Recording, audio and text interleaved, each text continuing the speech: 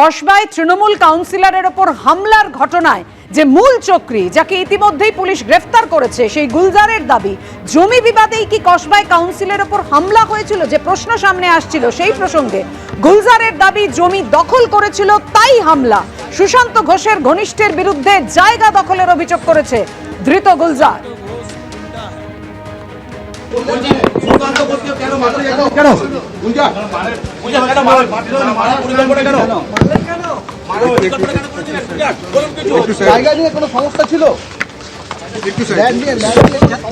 সুশান্ত ঘোষ গুন্ডা है।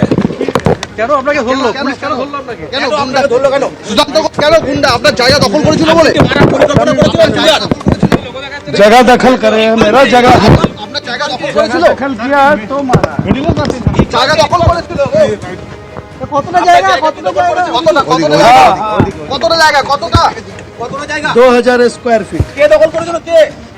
हैदर अली হায়দার আলীটা কে? सुशांत घोष का गुंडा है। আর ইকবাল কে? ইকবাল आप सो जान। আপনার নাম? हमारा साथी আপনার সাথে? मेरा नाम गुलजार। আপনারা শুনলেন গুলজার ওরফে আফরোজ কি দাবি করছে।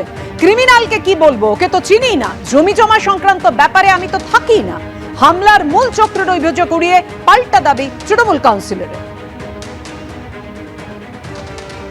না না, এটা একটা ক্রিমিনাল কি বললো, প্রথম কথা গুলশন কলোনিতে বা কোথায় কি জমি ছিল, ওকে আমি চিনি না। ওকে আমার এর আগে কোনোদিন ওর ফেসও আমি দেখেছি কিনা আমার মনে নেই।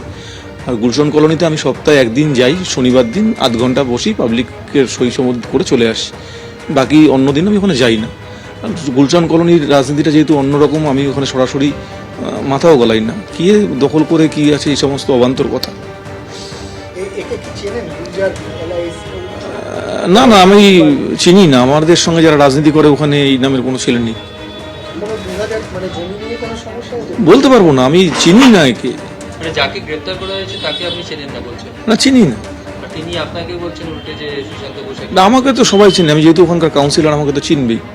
একটা ক্রিমিনাল, সে অ্যারেস্ট হয়েছে, অ্যারেস্ট হওয়ার পরে সে একটা অভিযোগ করছে, তার কথার জবাব আমি দেবো না, কিন্তু তাকে আমি চিনি না বেসিক্যালি। না না, জমি সংক্রান্ত আমি চিনি না তাকে, তার জমি সংক্রান্ত সমস্যা আমি জানবো কোথেকে। আর আমি প্রথম কথা, আমি ওসবের মধ্যে থাকি না, জমি জমা সংক্রান্ত ব্যাপারে আমি থাকি না।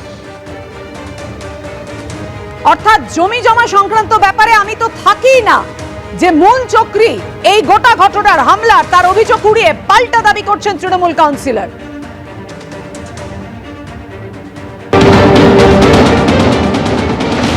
তৃণমূল কংগ্রেসের যে কাউন্সিলর কালকে অল্পের জন্য মৃত্যুর হাত থেকে রেহাই পেয়েছেন, আমরা তখনও বলেছিলাম এটা তৃণমূলের সঙ্গে তৃণমূলের লড়াই, এর মধ্যে কোনো রাজনীতি নেই। সীমাহীন লোক, প্রাতিষ্ঠানিক লুট। আজকে ওই কাউন্সিলর এলাকায় খবর নিয়ে দেখুন, সাধারণ মানুষ একটা সম্পত্তি বিক্রি করতে গেলে সেখানে দখলদারি, বাড়ির রিনোভেশন করতে গেলে দখলদারি, বিল্ডিং মেটেরিয়াল সাপ্লাই করবে সিন্ডিকেট, এলাকার ফুটপাতের ওপর একটার পর একটা টাকা নিয়ে দোকান বসিয়ে দেওয়া। কোটি কোটি টাকা উঠেছে ওই কোয়ার্ট থেকে, আর সেটা উঠতে গিয়ে যা হয় কৃতকর্মের ফল।